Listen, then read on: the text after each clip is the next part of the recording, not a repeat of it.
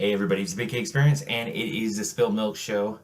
Today we're going to be talking about making money watching Christmas movies, which is pretty legit. I don't know if you're familiar, but you can make $1,000, and I'll tell you how. Oat Milk, never heard of it, but I guess it's a new thing. Power of your voice and how that can help you get a job. And finally, the 8-year-old that was working for Popeyes.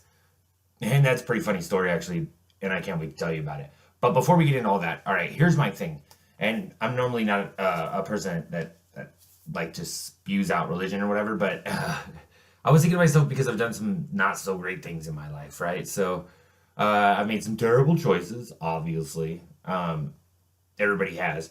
But I was thinking of Adam and Eve, and when Adam and Eve got gifted the image of God, right? So it's like, I think that God found a planet with a bunch of animals on it, found the animal that was most worthy of his image, and casted his image onto it, and then had him in a garden and was trying kind of teaching them the ways of the world, and then they saw the snake walk up and eat the fruit off the tree they weren't supposed to eat the fruit off of, but that was animalistic urges, so that's why it was considered the devil, because inside you is the spirit, but outside of you is this very much animal that wants its animalistic urges fulfilled, its animal needs.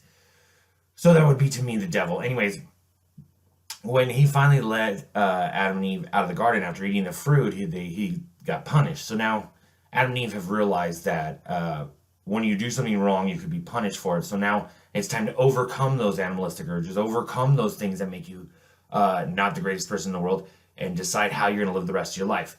That being the case, my point of the whole thing is that even though I've done bad things, I can learn from them, and I was talking to somebody about maybe some of the decisions I've made and what kind of decisions I'm going to be making in my life and how I can learn from them. Because sin, the original sin, obviously being that, sin is an archer's term that means missing the mark. So I just missed the mark a few times. So it means I can get back up to the line, square off my shoulders and take another shot and give it my best shot. And hopefully I can achieve the courageousness, compassionate, and loving ideals that I want to set myself up to. And I think it's very important to remember that. I think it's very important to remember that we all have animal urges, and those urges we have to overcome. It doesn't make us bad people.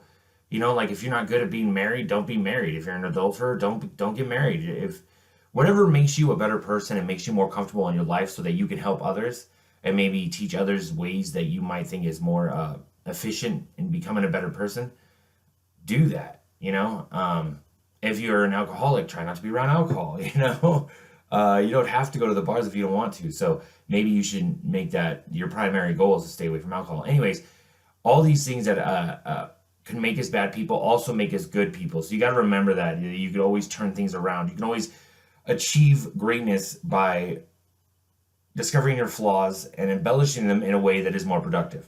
And I was sharing with some people that were former drug addicts about their drive, because they have drive in order to risk their family, their friends, their jobs, their freedoms, even their life, in order to get what they wanted, in order to get drugs. So if they're willing to do all that, if they could just, turn that around and aim it towards becoming a better person or doing better at their job or being in better relationships. If we were created in God's image, what kind of man should I be? And that was one of the things I was stuck on, is what kind of man should I be? And then one day I thought, the best reflection of him as I can be. So I have the ability to create and destroy, right? So I can create better relationships. I can create better atmospheres. I can create a better world around me.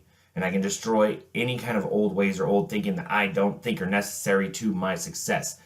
And I was getting that out there to people for the past few days, because I think it's important to remember, even in failure, there's success, because you can learn from failure. And when you're failing, at least you're trying. So that's a success in its own right.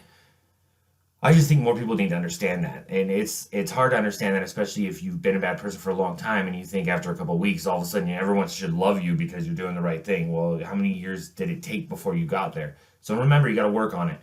But you are working on it. So already you're a step above the people that aren't. Or the step above the people that think they're perfect and they're in their little stagnant world, not achieving any more knowledge or wisdom in order to achieve some other kind of great feat, which I think we all have the ability to do. We are all created in the image of a God. So we can try to be the best version of him as we can be, the best reflection of him. So when I look back on it now, I think when creating in God's image, what kind of man should I be? The best reflection of him I can be. And again, that's courageous, compassionate, and loving. And I had to say that to myself because I've made some mistakes in my past, dog. I've made some mistakes, so I had to go back and be like, all right, so I'm not gonna burn in hell as long as I keep trying to do better. I'm gonna try to do better. So hope you're with me on this. Now let's get into some nonsense. What do you think? All right, we're back with the Big K Experience and the Spilt Milk Show. I don't think the camera rate on this is very good because I'm like slow rolling in the video. It should be faster because this is a mad processor on this laptop. But whatevers. All right, so make money watching holiday movies. You want to do that? I know that you do. I can't watch Hallmark holiday movies all day. First off, they get me all teary-eyed, but also because they're boring. Actually, it's not even true. They're not boring. They're just it takes a long time to get to the crux of it all, and I'm not in it to win it up to that point. So the beginning's good, ending's good, but that whole arc, the story arc, like you're supposed to have in videos, not my jam. But if you love watching back-to-back Christmas movies and are looking to make a little extra cash, this is how you're going to do it. Because CenturyLink, quote, will pay one person $1,000 to watch 24 Hallmark Christmas movies over the course of 12 days. So you have to watch 2 a day, which isn't very hard. My sister does that by herself. First, you need to get to be a huge Christmas fan, obviously, because if you're not, this is going to be a very long 12 days for you. Second, you have to be 18 years or older and a U.S. citizen. So fill out your application and make your case about why you'd be the right person for the job. I don't know what would make you the right person. Like, I don't know what you're going to put on that application. I totally love movies and I totally love Christmas. So, boom, give me $1,000. I don't know. It's up to you on figuring out how to pull that off. But the application is a necessity, obviously. And if you want to stand out even more, you can send in a 3-minute video showcasing your holiday spirit. So, don't just be wearing a Santa's cap and that's it, going, I love Christmas. You know what I mean? That probably would be wrong. I don't know. But again, I don't know what kind of application they want or what you're supposed to do. If you get the job, all you'll need to do is watch 24 Hallmark Christmas movies and the days leading to December 25th. You'll also need to document each screening on social media by using the hashtags #countdown into Christmas and #Hallmark Dream Job. In addition to the $1,000, you also get your very own Hallmark binge watching package, which is kind of nice. Disney did this not too long ago to watch a bunch of Disney movies in a row, but it includes streaming service subscription, hot cocoa, Christmas cookies, fairy lights. I don't know. I guess fairies are Christmas, and a mini Christmas tree and a lot of Hallmark merch. Fill out their application before December 6th, and all of a sudden, boom, it's on and popping. So go check it out. Hallmark.com, I'm sure, has all the info, so you can fill out your application. Good luck to you, Christmas fans. All right, there's a new milk in town. You've probably seen it touted at your local cafe and increasingly alongside other non-dairy beverages in the supermarket.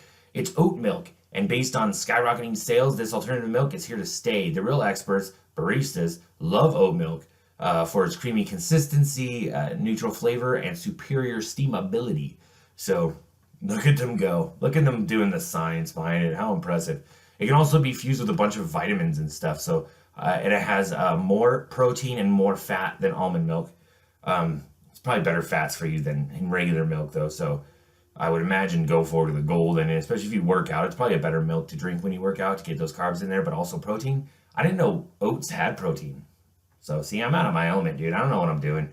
I'm going to the gym every day, though. So I'm getting super buff. Because I lost 4 pounds one day, so I was all gung-ho about it. I lost 4 pounds? That's it, now I'm going to lose 50. Let's go, dog. So I'm feeling good about myself. I don't know if you heard that last part, but I'm feeling good about myself. All right, and all right, we're back here. Call it the power of your voice. When it comes to getting a new job, one thing may be more important than your resume or references. Making your pitch. Job hunters who have fine-tuned their speaking skills so they can eloquently and succinctly explain how aloud why they should be hired for a particular job are much more likely to be successful in their quest for employment. See, that's the beautiful thing is confidence. That's one thing I have overwhelmingly is confidence. I walk into a room like I own the joint, sit down. So when are you giving me the job? In fact, when I got hired at the radio station, I was a half hour late. I got cussed out by the DJ, and I went in the green room where everybody was and started BSing with all of them. And he came out and just hired me on the spot. Because I was the only one that was comfortable in the situation after just getting cursed at. I mean, I don't know if he cursed at everybody, but he definitely cursed at me for walking in the studio while he was doing the show. Like an a-hole. But And even though excellent writing skills are always an asset for any professional position, being able to present that job pitch in writing is not as effective as when it is spoken. So spoken word, obviously, it shows a more emotion. So I imagine it grabs you by the and gets you in the zone. You know what I mean? Students in a study were consistently rated as being more competent, thoughtful, and intelligent when the evaluators listened to the pitch rather than read it, even when the identical words were used for both the verbal and written pitch, which is weird because people that write usually are more tactical, more analytical than those that speak well. But as the world is a popularity contest, let's be honest. So the more you can impress people with speaking to them, and the more you can emotionally connect, because writing, obviously, for readers, I guess it emotionally connects you. I don't read like, Deborah Thomas or whatever. Deborah Thomas. I totally just made up that name. I have no idea who that is. I couldn't think of a single author. Stephen King. There we go. But I don't read very many books, so I get why the emotional detachment is there. So speaking to someone definitely connects you better. And finally, Popeyes. Check this out. Popeye's sandwich craze continues to make headlines. I guess the sandwich is phenomenally good. I have not had it, but I hear it's really good. And I'm in Kingman too, and I think they have a Popeyes here, and I still haven't had it, but not always for good reasons have they made headlines. So this time, a Texas man has been fired from Popeyes for deciding to bring his son to work to help out overworked staff during the chicken sandwich frenzy. The child was photographed helping prepare the sandwiches in the colony near Dallas. The boy was allegedly wearing an apron and his sneakers. A customer took the video of the boy telling Inside Edition, by the way, Inside Edition, that the restaurant was packed and employees struggled to keep up with the demand. Unfortunately, that violates federal and state child labor laws. Popeye's representative said, the restaurant owner has terminated the employee who brought their child, a minor, into the kitchen. That's true. I mean, I'm sure the kid could have hurt himself pretty good. There's deep fryers everywhere. But that kid was probably feeling all good about himself. Look at me help my dad. I'm making sandwiches. I mean, I'm sure he wasn't getting yelled at. I mean, maybe he was. I didn't watch the video. But he's probably feeling good about being part of the family, part of the crew. He's helping pay bills at 8 years old. Look at him go. And then this dude fires his dad for it. Now they can't afford where they live. They're going to be homeless and living in a box. Or maybe not. Maybe they'll be fine. But that still sucks. That 8-year-old kid, wow, way to teach him work ethic. I understand maybe telling the dad, don't bring your kid here anymore. What happened to good old American values? Like the ones we saw on TV that we assume everybody had back in the 50s, which they didn't. But the premise of it is you found an 8-year-old kid working. Tell the dad, dude, what are you doing? Don't bring your 8-year-old kid here to make sandwiches, no matter how adorable it might be. It is against the law, and insurance will not cover the 8-year-old. So if he hurts himself, we're all going to jail. And just tell the dad that. I don't know why they had to go above and beyond in a situation where, like, fire the dad, tell the kid, how dare you work? You're only 8 years old, go play, which you could have said very easily and not fired the dad. So Popeyes, you kind of suck that way. And the person that took the video and sent it to Inside Edition, what is wrong with you? I don't know. I guess child labor laws, slave laws, all that kind of stuff is important. And I didn't see the video, like I said. So if the kid's getting yelled at a bunch, I feel terrible. And if he's like getting beat, if he doesn't keep up, I feel terrible. But if it's just some 8-year-old kid making sandwiches with his dad and all the employees there, they probably treated him great. They probably loved having him there. I hope, anyways. I hope. That's just a great story. It's a heartwarming story to myself. And hopefully it's a heartwarming story to you. Anyways, the greatest gift life ever gives you is the experience. Thanks for being part of mine. It's a Big K experience in the Spilt Milk Show with the B.